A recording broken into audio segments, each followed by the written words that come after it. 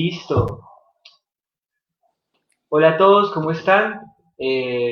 Hoy estamos con la doctora Gloria Marcela Basto Beltrán, médica cirujana, especialista en psiquiatría, máster en sueño y coach ontológico certificado por ICF.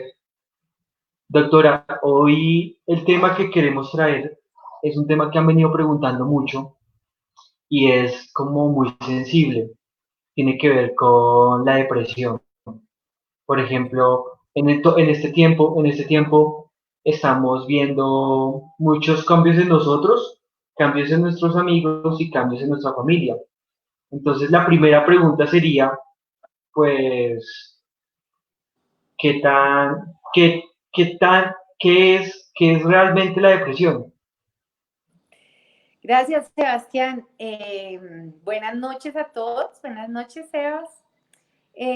Un placer estar con ustedes acá conversando de un tema que es tan sensible como dice Sebastián. Normalmente es muy frecuente la depresión, es una de las causas principales, digamos, de enfermedad, porque la depresión produce otras alteraciones, tanto físicas como laborales, como académicas, económicas y sociales, y también puede ser causa de muerte, ¿no? A través, pues, sobre todo del suicidio. Pero en este momento, como tú dices, de pandemia, pues estamos más expuestos por varias cosas, por el temor a estar contaminados, por el tema del confinamiento, por la pérdida de empleo, por las alteraciones en las relaciones familiares, por la convivencia forzada y también pues las rupturas de pareja, ¿no? Entonces sí, Sebastián, es muy frecuente que en este momento estemos presentando depresión. Me preguntabas qué es depresión y esa pregunta me parece importante, podamos hacer la distinción entre qué es depresión y qué no es depresión, porque desafortunadamente esa es una palabra, Sebas, que utilizamos cotidianamente. Entonces decimos, tengo la depre, ¿no? Y tengo la depre es como que estoy deprimido y creo que estoy deprimido porque estoy aburrida hoy o estoy triste o tuve un disgusto con mi pareja y ya me siento depre o las cosas no me salieron y entonces creo que estoy deprimido. O en otros casos tengo una pérdida, una ruptura grande, una pérdida por fallecimiento y ninguna de estas cosas es depresión. ¿Sí? Para hablar de depresión, estamos hablando realmente de una enfermedad cerebral y hay unos criterios muy precisos, unos síntomas y unos signos muy precisos para que estemos hablando de depresión. Entonces, lo primero que tenemos que saber es que no todo lo que llamamos depre es depre, porque la depresión realmente es una enfermedad que está como muy escondida porque primero nos da pena, realmente cuando la padecemos nos da pena consultar. Segundo, porque pensamos que deberíamos manejarla solos, ¿no? Que eso son condiciones del humor y que deberíamos manejarla solos. Tercero, porque se nos insta, se nos empuja a que lo hagamos también por nuestra cuenta. Entonces, sí es muy importante que hoy podamos establecer de qué se trata realmente la depresión y cómo los duelos y los cambios de humor durante el día no son realmente depresión. Ok, doctora, entonces sí, si no es un tema de tristeza, si no es un tema de humor, si no es una enfermedad cerebral, ¿qué implicaciones tiene esta enfermedad? Implicaciones graves, porque se altera, se alteran, eh, se alteran las funciones afectivas, es decir, pierdo las ganas de funcionar. Y yo sé que tengo que hacerlo, pero no puedo, o sea, no tengo ganas de hacer las actividades que normalmente hacía, ni siquiera las que antes me daban placer, ¿sí? Ujú. Entonces, si me pasa eso, pues además no voy a poder trabajar, no voy a poder estudiar, no voy a poder rendir. Entonces tiene implicaciones a nivel académico, a nivel social, a nivel familiar, porque pues pierdo también por ejemplo, la libido, disminuye la libido y eso afecta a un matrimonio y entonces mi pareja va a poder decir es que usted no me quiere o es que usted yo ya no le gusta y resulta que es que no encuentro la fuerza ni el deseo para tener una vinculación ni afectiva ni sexual, ¿sí? Entonces tiene implicaciones económicas, implicaciones sociales, implicaciones afectivas, implicaciones laborales, disminuye mi capacidad de concentración, mi capacidad de atención, mi capacidad de memoria, ¿sí? Y a largo plazo, pues también produce un déficit cognitivo y un daño social enorme. Y además hay alteraciones del pensamiento que se presentan en la enfermedad depresiva que están basadas como en ideas de minusvalía, o sea, yo valgo poco, de desesperanza, o sea, no hay mucho que esperar al futuro, y de muerte y suicidio, que si la enfermedad avanza, pues puede avanzar hacia allá, hacia la búsqueda de terminar con esa desazón tan terrible que se siente. Claro, Doc, de hecho, una de las preguntas es, ¿cuál es el riesgo con el que uno puede, cuál es el riesgo, verdad, de no consultar a tiempo o de no diagnosticar a tiempo esta enfermedad? Pues sí, por eso el riesgo de Sí, ya no consultar. unas cosas que se pierden, pero digamos el riesgo y la importancia, o la importancia que, que es diagnosticar esta enfermedad. Sí, pues mira, el riesgo de no, pues me parece importante hablar primero como de la importancia de la enfermedad, y me gustaría entrar un poquito en los síntomas, ¿no? De la enfermedad, pero sí, digamos que ¿cuál es el riesgo? Pues hay muchos riesgos. Conforme pues a lo que te estaba comentando, el riesgo, por ejemplo, para no ponernos dramáticos, irnos directamente al suicidio, que no siempre la depresión termina en suicidio, pero sí, por ejemplo, termina en retiro de la universidad, en que se pierde, la persona lleva varios semestres y le toca retirarse porque no logra encontrar la fuerza y el deseo y la capacidad, digamos, para poner atención, para memorizar, y sacar adelante su semestre o su universidad. Esa es una. La otra es la pérdida de un empleo. La pérdida de un empleo porque yo empiezo a llegar tarde. Por ejemplo, no encuentro la fuerza para levantarme, no encuentro las ganas para funcionar. Trato de encontrar las mismas habilidades que manejaba antes y no me logro concentrar, no rindo igual que antes. Y si en la empresa no saben, no tienen ni idea que esto puede ser un episodio depresivo, o simplemente están mirando productividad, independientemente del tiempo que esa persona lleve trabajando, probablemente termina sancionada o despedida, ¿sí? Además de eso están pues los riesgos familiares, lo que te estaba comentando. Entonces, durante episodios depresivos se producen muchas crisis de pareja y procesos de separación y divorcio, rupturas familiares, rupturas con los hijos, ¿no? Y mira, sin que se produzca la ruptura, un padre o una madre depresivos, una madre o un padre silencioso, o también es un padre hostil. Y eso hace que ese niño crezca también con unas carencias y que se produzca una atomización familiar, un daño familiar, ¿no? Eso sin contar con la sensación subjetiva de malestar que tiene la gente. La persona depresiva se siente mal, aburrido, triste, y pues como te digo, cuando ya hay ideas invasivas de que yo no valgo nada, de que no hay futuro para mí, empiezan a aparecer ideas de sería mejor estar muerto, yo estorbo menos, hago menos daño, y finalmente empiezo a pensar de pronto cómo sería pues más bien suicidarme. Ok, bueno, se habla de que hay unos signos y unos síntomas que son muy puntuales y que nos pueden ayudar a determinar si es el momento adecuado de actuar y de consultar a un psiquiatra. ¿Cuáles Sí, serían esos signos? sí, Sebastián. Así es. Mira, para que hablemos de depresión, hay un factor súper importante que es el tiempo. Entonces, lo que estábamos diciendo, que no es depresión cuando yo tengo un cambio de humor en el día, que hoy amanecí así como tristona y no tengo ganas de hacer nada, eso no es depresión. Sí, eso es un cambio de humor que todos tenemos. Pero cuando estamos hablando de un estado de ánimo triste, aburrido, con disminución en el tono emocional de 15 días o más, ¿no? Con otros cambios de los que voy a hablar más adelante, pues sí, ese sí es un síntoma importante para tener en cuenta en cuanto al diagnóstico y para consultar. El otro signo, el otro dato, el otro factor que tenemos que tener en cuenta es la pérdida del placer en las actividades y las ganas de hacer las actividades que normalmente me eran placenteras, las que sean. Me gustaba ver fútbol y ya no quiero ver fútbol. Me gustaba cocinar, me gustaba leer, me gustaba X cosas y no me siento capaz, no siento ganas de hacerlas, no encuentro la fuerza para hacerlas, ¿no? Incluyendo la sexualidad acá. Entonces, una disminución de la capacidad de sentir placer y de disfrutar las actividades cotidianas de la vida. Estas personas a veces se pueden quedar todo el día en la cama aunque no estén durmiendo, no sé, muchas veces no sienten ni el deseo de bañarse. Eso nos puede estar, digamos, dando una señal de que hay allí iniciando por lo menos un proceso depresivo.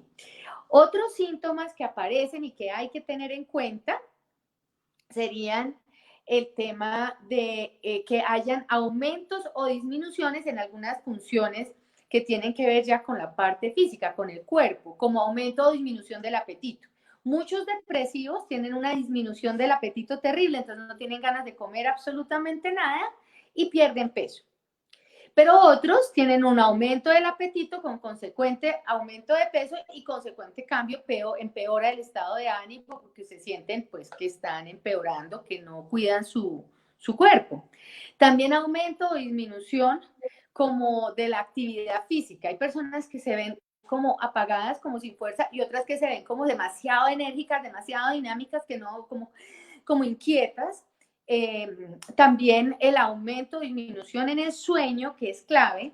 Una persona que empieza a no dormir, a fragmentar su sueño o a despertarse sumamente temprano, además con una idea de qué pereza, otro día, ya me toca empezar otro día, siento que no dormí bien, no sé ni para qué estoy, ¿sí? Entonces, cambios en el sueño. Ahora, disminución de la fuerza, fatigabilidad, disminución del deseo de hacer cosas, del deseo también sexual, y en algunos casos el tema de la ansiedad, que no siempre está en el mismo nivel, pero sí es bien importante que en algunos cuadros, además del proceso depresivo, la persona está sintiendo otros signos físicos como taquicardia, sensación de nudo en la garganta, inquietud, que corroboran un cuadro mixto ansioso-depresivo. ¿Sí? Entonces hay que estar atentos a todos estos síntomas, en particular a los dos primeros que dije, para que podamos estar hablando de depresión. Más o menos 15 días o más con un humor que puede ser triste, puede ser aburrido, bajo, un tono bajo en el humor, de manera constante, permanente, y adicional a eso, una disminución, una pérdida del placer y la capacidad de hacer las cosas. Ya, bueno, por ejemplo, ahorita que estamos en medio de esta pandemia, se presentan esas cosas, se presentan como esas pequeñas luchas, uno lucha con el tiempo que uno siente que se alarga, el tiempo de la cuarentena, estamos encerrados, que todas estas cosas que están pasando hoy en día de la pandemia, ¿qué tanto inciden en que se presente la depresión? Claro, sí, Sebastián, muy importante. La depresión tiene factores, como les digo, es una enfermedad cerebral y el cerebro es un sistema abierto. Entonces, no, hay factores genéticos, hay factores biológicos, constitucionales, a nivel de neurotransmisión que están implicados, pero también hay factores derivados del entorno, del medio ambiente que inciden en que una persona que ya genéticamente es vulnerable, que somos muchos, digamos, con esa vulnerabilidad genética, podamos presentar un episodio depresivo. Por supuesto, el confinamiento, la pérdida del trabajo, por ejemplo, la pérdida de la intimidad, que vamos a tener una llamada y estamos acostumbrados a que normalmente tenemos espacios diferentes, pero ahora como que sentimos que el espacio se limita y que de pronto el familiar entra en mi espacio, ¿no? Todo eso genera una sensación de cambio, una sensación de pérdida de límites, que claro que puede incidir y puede ser un factor que incide en la depresión, en que se presente depresión en algún caso de una persona que tenga una vulnerabilidad. Ok, Doc. Bueno, Doc, En este primer live queremos como tratar eso, como tratar qué era la depresión, que nos pudieras hablar un poco qué era esos síntomas, esas cosas que son alertas, que nos dicen, bueno, si mi amigo, mi familiar o yo puedo determinar y tengo en cuenta estos síntomas, bueno, pues tengo que recurrir a pedir ayuda, ¿no?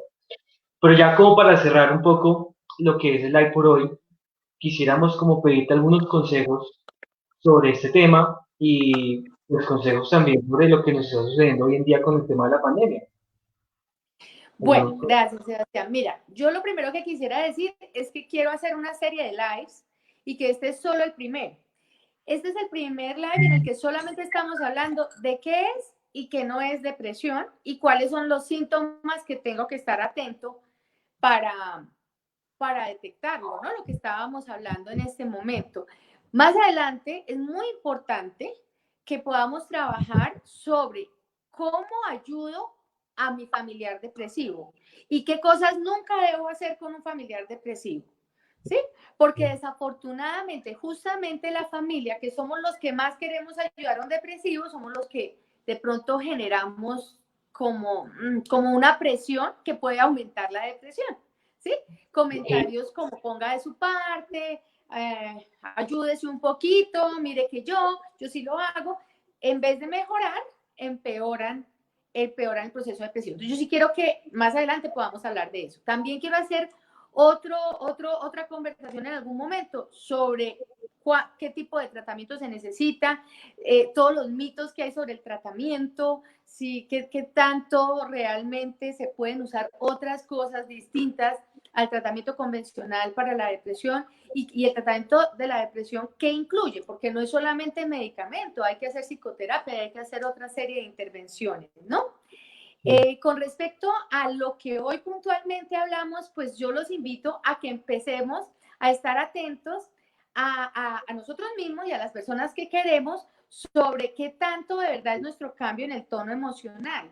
Si me siento realmente aburrido y qué tanto llevo con esto, si tengo cambios en el sueño, por ejemplo, que es muy importante porque es biológico, me está cambiando el apetito, tengo cambios en el peso que son importantes, noto cambios en mi memoria, en mi capacidad de concentración, siento que no estoy poniendo cuidado de la misma manera, ¿Mm? Tengo pensamientos de mí mismo muy negativos, me parece que no valgo nada, me siento fea, me siento desajustada, siento como que mis aportes no son útiles en todo momento, de manera constante, durante más de 15 días estoy en ese estado, ¿sí? También digamos, mi fuerza, cómo está mi fuerza, mi capacidad para levantarme, digamos, siento el deseo, por ejemplo, de hacer ejercicio, siento que se me acabó la fuerza. ¿Mm?